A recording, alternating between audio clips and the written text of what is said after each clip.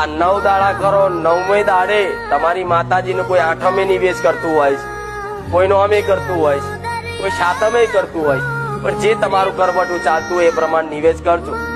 પણ નિવેશ કરો એ દાડ તમારી માને જમાડો, એ દાડો પોચકુવા છે તમારા ઘેર બેહાડજો તમારી માતાનું નામ.